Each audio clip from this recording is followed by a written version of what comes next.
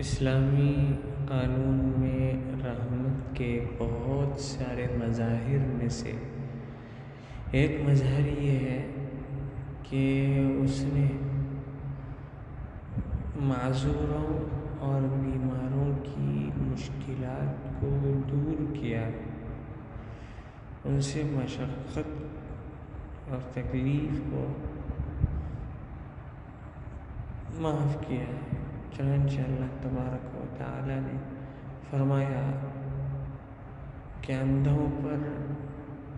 نہ بوجھ ہے، نہ تنگی ہے، اور نہ لنگڑے پر، نہ بیمار پر، اور جو کوئی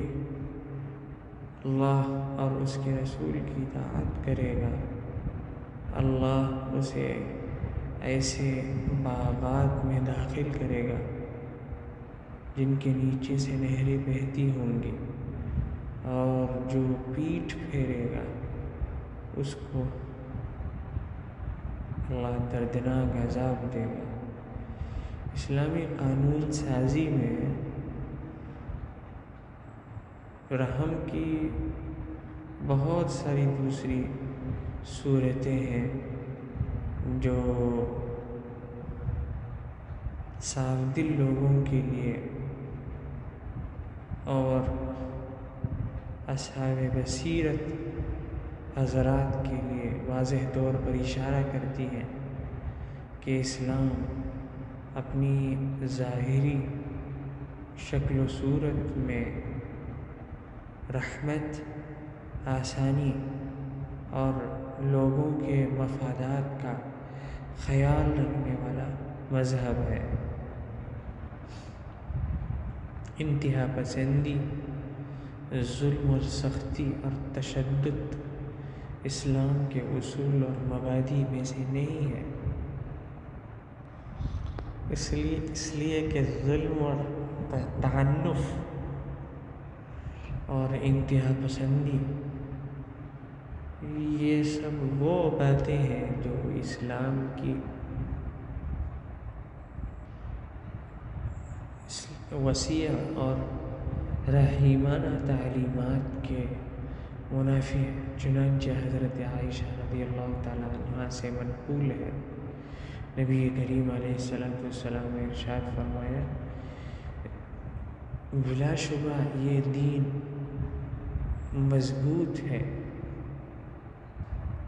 اس میں نہایت نرمی کے ساتھ داخل ہو جاؤ، اور اللہ کی عبادت کو اس کے بندوں کے پاس زبردستی داخل مت کرو۔ مطلب یہ ہے کہ دین بہت زیادہ مضبوط ہے، اور دین پر چلنے کے لیے دھیر اور ہمت اور حوصلے کے ساتھ ساتھ تدریج بہت ضروری ہے، اس لیے کہ تدریج کے بغیر آدمی عاجز ہو جاتا ہے، عمل کو چھوڑ دیتا ہے۔ تو خلاصہ یہ ہے کہ آدمی اپنے آپ کو دینی اعمال میں مشقت میں نہ ڈالے، عادت سے زیادہ اپنے اوپر بوجھ نہ ڈالے، بلکہ آہستگی اور تدریج کا خیال رکھے، یکبارگی اپنے کو تبدیل کرنے کی کوشش نہ کرے،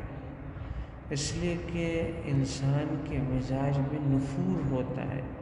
اور انسان کے مزاج کو اخلاق ردیہ سے نکالنے کے لیے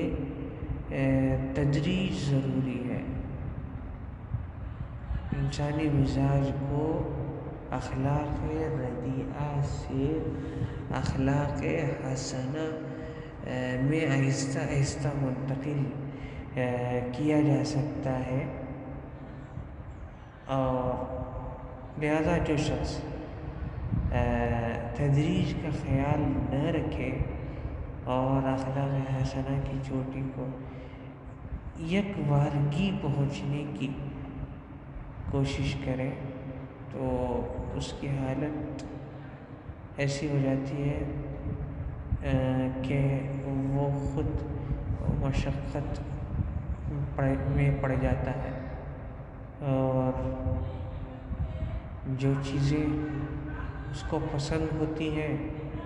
وہ اس کو ناپسند ہونے لگتی ہیں، اور جو ناپسند ہوتی ہیں وہ اس سے وہ بھاگ نہیں سکتا۔ آگے کہا گیا فَإِنَّ الْمُنبَتَّ لَا يَقْطَعُ سَفَرًا وَلَا يَسْتَبْعِدُهُ، جس شخص کا سفر ختم ہو گیا ہو، اس کی اونٹنی تھک گئی ہو، سفر کرنے پر قادر نہ ہو، تو پھر وہ منزل مقصود پر پہنچنے کے لیے زمین کی مسافت نہیں طے کر سکتا، اور جس جانور کی وہ سواری کر رہا ہے اور اس سے فائدہ اٹھا رہا ہے، بعد میں وہ اس پر سواری بھی نہیں کر سکتا ہے۔ یہی نتیجہ ہوتا ہے ان عبادات کو بتکلف انجام دینے کا